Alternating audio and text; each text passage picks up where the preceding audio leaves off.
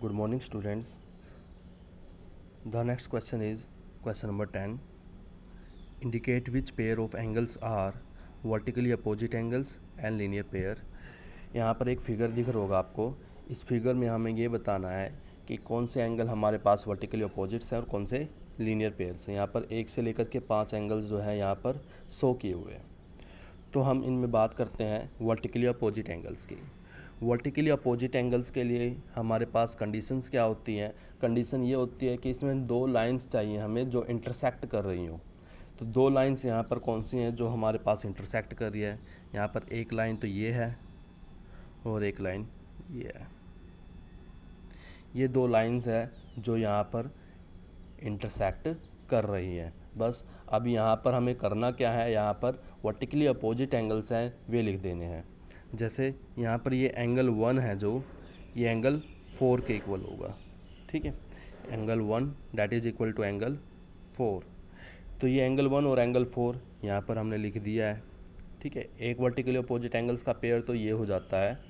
And second one यहाँ पर ये एंगल कितना है 5 और यहाँ पर ये पूरा angle that is the sum of angle 3 and angle 2। ठीक है, तो ये किसका सम हो जाता है एंगल 5 और एंगल 2 प्लस 3 का। ठीक है, चाहे भले ही इसमें 2 एंगल्स आ रहे हो हमारे पास, एक एंगल 3 और एक एंगल 2 है, लेकिन हम जो है इन दोनों का कॉम्बिनेशन ही लेंगे क्योंकि इस लाइन के लिए जो हमारे पास जो एंगल होगा वो ये पूरा का पूरा होगा। Means that is the sum of the angles 2 and angle 3। ठीक है, आप लोगों को ध्यान रखना है, आप लोगों को ये वाली जो लाइन दिख रही है ये लाइन नहीं है, ये सिर्फ एक रे है। मीन्स यहाँ पर ये सिर्फ एक इस पॉइंट से जो है ओरिजिनेट हो रही है, तो हम इसको यहाँ पर कंसिडर नहीं करेंगे। ठीक है, नेक्स्ट बात करते हैं हम लीनियर पेयर की।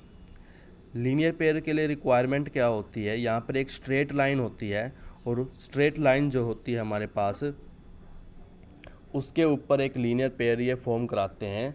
लीनियर पेयर में सम कितना होता है एंगल्स का 180 डिग्री। तो एक लाइन तो हमारे पास ये रही।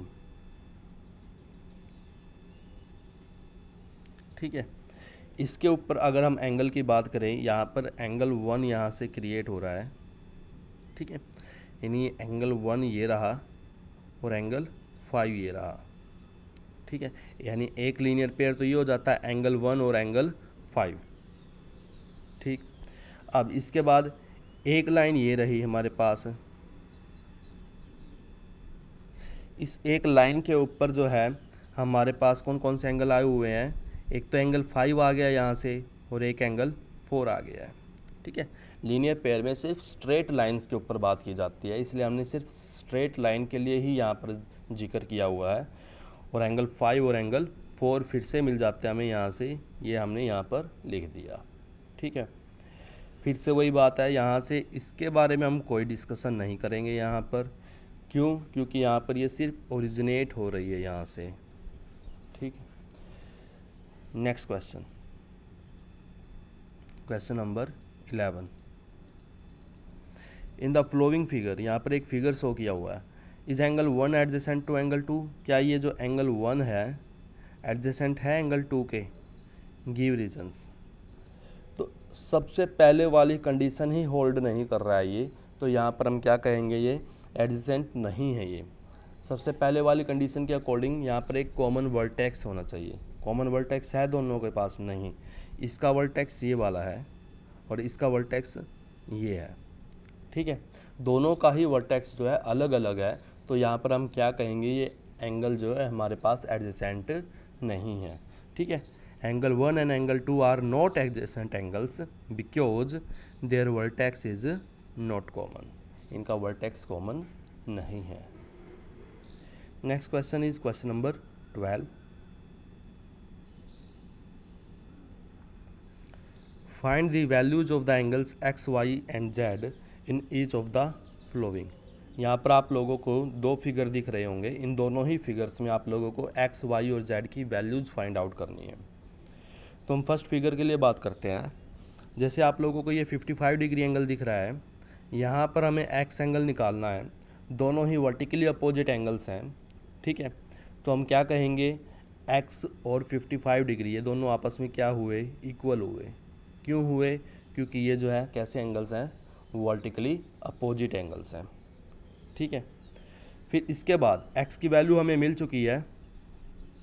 नेक्स्ट यहाँ से आप लोग अगर ध्यान करेंगे, ये एक लीनियर पेयर फॉर्म करेगा, means these are the angles on a straight line, और स्ट्रेट लाइन पर एंगल्स का जो सम होता है वो कितना होता है, 180 डिग्री होता है। तो मीन्स यहाँ से हम क्या कहेंगे, इस 55 डिग्री का सम प्लस वाई का सम, इन दोनों का सम मिलाकर के किसके इक्वल होगा, हमारे पास 180 डिग्री के इक्वल होगा। तो यहाँ से y की वैल्यू हमें कितनी मिल जाती है, 180 degree minus 55 degree, that is equal to 125 degree. ठीक है, रीजन क्या होगा इसका, रीजन लिखेंगे हम क्या, लीनियर पेयर बोल सकते हो आप लोग यहाँ पर, या फिर angles on a straight line ये भी बोल सकते हो यहाँ से। अब y की वैल्यू हमें मिल चुकी है, डैट इज 125 डिग्री। तो इसका मतलब ये समझो कि आप लोगों को z की वैल्यू भी मिल चुकी है। क्यों? क्योंकि z और y जो है एक दूसरे के क्या है, हमारे पास वर्टिकली अपोजिट एंगल्स हैं। तो z is equal to y, and y कितना है, 125। तो हमारे पास z की वैल्यू भी कितनी हो जाती है, 125। ठीक है, लिखना कैसे है वो यहाँ से आप लोग देख सकते हो। मीन्स x की value 55 degree, vertically opposite angles होने के कारण, फिर लीनियर पेयर फॉर्म किया है इसने यहाँ से, और y की वैल्यू मिल चुकी है हमें कितनी, 125 degree, and z is equal to y, that is equal to 125। Reason क्या है, फिर से वर्टिकली अपोजिट एंगल्स। ठीक है, वर्टिकली अपोजिट एंगल्स होने के कारण जी है, फिर से z की वैल्यू कितनी हो जाती है, 125 डिग्री। इसके बाद इसी तरह से आप लोगों को कौन सा इस पार्ट करना है, इसका सेकंड पार्ट। यहाँ पर भी एक्स वाई जेड की वैल्यूज ही फाइंड आउट करनी है। अगर आप ध्यान से देखोगे, मैं अगर इस स्ट्रेट लाइन के बारे में अगर बात करूँगा, स्ट्रेट लाइन पर एंगल्स का सम कितना होता है, 180 डिग्री होता है। तो मीन्स ये जो 40 डिग्री है, यहाँ से 40 डिग्री लिख लेता हूँ मैं, प्लस यहाँ से ये जो x है x, और यहाँ से 25 डिग्री है जो प्लस 25 डिग्री, इन तीनों का सम मिलाकर के कितने के इक्वल होगा, हमारे पास 180 डिग्री के इक्वल होगा। क्यों? क्योंकि ये जो है एंगल्स है हमारे पास किसके ऊपर है, स्ट्रेट लाइन के ऊपर है। ठीक है, तो यहाँ से हम क्या कहेंगे, 40 plus 25 that is 65 degree, plus x is equal to 180 degree. तो यहाँ से x की वैल्यू कितनी मिल जाती है, यहाँ से 115 डिग्री। ठीक है, x की वैल्यू मिल जाती है आप लोगों को 115 डिग्री।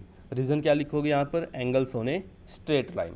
ठीक है, यहाँ पर रीज़न लिखना आप लोगों को, angles on a straight line. Next यहाँ पर अगर एक और स्ट्रेट लाइन के बारे में हम बात करें, इस स्ट्रेट लाइन पर हमें कौन सा एंगल मिल सकता है, y मिल सकता है। फिर से क्या, angles on a straight line है तो सम कितना होगा, 180 डिग्री होगा। तो means y plus 40 degree that is equal to 180 degree. तो यहाँ से y कितना मिल जाएगा आप लोगों को, 180 डिग्री, यहाँ पर ये माइनस में आएगा इस तरफ 40 degree, that is equal to 140 degree. ठीक है, तो y की वैल्यू भी मिल चुकी है हमें। x की वैल्यू मिली थी हमें कितनी, 115 डिग्री, y की वैल्यू कितनी मिल चुकी है हमें, 140 डिग्री। यहाँ से अब सिर्फ z की वैल्यू रह गई है फाइंड आउट करनी। अगर z की तरफ हम ध्यान करें, z जो है यहाँ से दो लाइंस के इंटरसेक्शन के तौर पर आप लोग इसको फाइंड आउट कर सकते हो।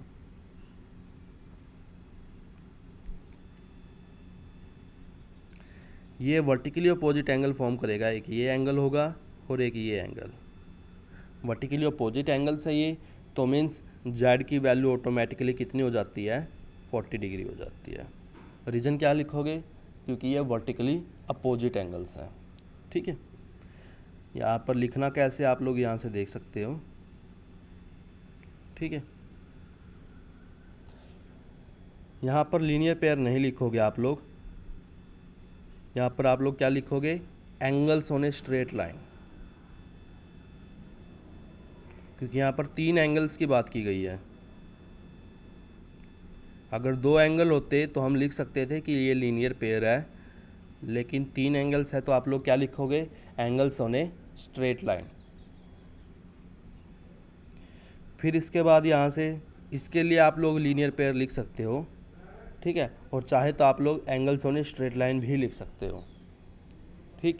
फिर इसके बाद आप लोगों की जेड की वैल्यू आई हुई है 40 degree, that is vertically opposite angles है क्योंकि ये, ठीक। आज के लिए बस यहीं तक, इससे आगे हम अगली क्लास में करेंगे।